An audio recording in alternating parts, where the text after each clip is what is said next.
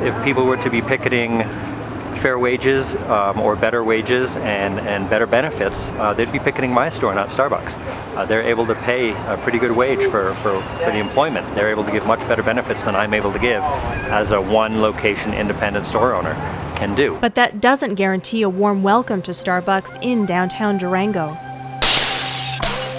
which has been vandalized several times since it set up shop on its main street. I'm against Starbucks in the way that they work. At some point, something does need to be done.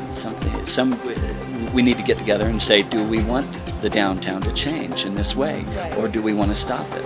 And there are methods to stopping it. And the ones that are vandalizing are the ones that are in a panic, probably. You know, are they young college students? Are they high school? Are they older political activists? It could be all of the above. Yeah, I don't think they do that for most shops that open downtown. I think there's a real strong feeling that Starbucks shouldn't have opened here. We moved to a small town to get away from the corporate structure, to get away from Wal-Mart, which wasn't originally here when we moved here. It was nicely located in that 40 miles away, there was a Wal-Mart, there was a Sam's Club, there was all that stuff if you needed it, but it wasn't here. And so I think we were just running. We were trying to escape a little bit, and you can only run so long. They have a habit of saturating a town. They'll put a Starbucks in one place, if it works, they'll put another one in 4 blocks up. And I know that we couldn't survive in that situation. Right. If they put another one in on the other end of Main, that would be the doom of all of us. One thing you can count on virtually anywhere is being able to go in and find a cafe where locals congregate, where you can get a sense of that town's character. And it's still true today, but you know, what happens if we allow it to go the path of having a Starbucks in every community? I think that would play a big role in in my opinion, destructive trend of homogenization that we're seeing worldwide. We're amazed that Starbucks is generating so much animosity, even as the local Wal-Mart supercenter blends nicely into the background.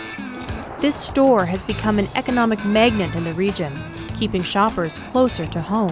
What we were seeing before our Wal-Mart opened was a large exodus on the weekends of locals going to Farmington to buy their goods. Wal-Mart opens, and what it did is it stopped to a large degree that leakage. So we saw a positive economic impact because now we became a destination, much like Farmington was. Once upon a time, only one city in the region had a big box store. So residents of nearby Town A and Town B travel to that city on weekends to scoop up those corporate chain bargains. Their local economies both suffer from this leakage, and their sales tax income drops. Then Town A gets a big box store. That stops its leakage as residents stay home to shop, keeping their money in the economy. Plus, now Town B's residents don't have to travel as far and plug their own cash into Town A's economy. Town A's mom and pops even benefit. Town A's sales tax revenues increase. That new big box store in Town A is looking like a really smart idea. But big box corporations must continue to grow or they'll die.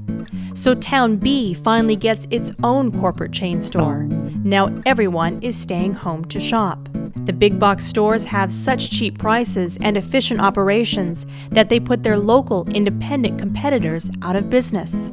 Town A's sales tax revenues stagnate and maybe even decrease as the big box store becomes the only game in town. Many communities across the nation are dependent on sales tax, okay? Sales tax, and so communities start to mainline that sales tax, and they go, okay, this is now economic development. So they're trying to pull retail development, especially Wal-Mart, into their economic development strategies because it's the tax dollars that they're addicted to. This quick fix has many communities believing that they must attract corporate chains to stay alive. But in historic Santa Fe, New Mexico, they've come up with a simpler, homegrown solution. We say take the 10% challenge. If you just move 10% of your income to a local business where previously you were doing at a business that was leaving town, you would increase the tax revenue here in Santa Fe by $6.6 million. Where those dollars are spent are vital, and you can vote right today, this afternoon, on where you're going to eat lunch. by supporting your neighbor. That money is going to recycle in Santa Fe or in your local community very strongly, and that's a vote.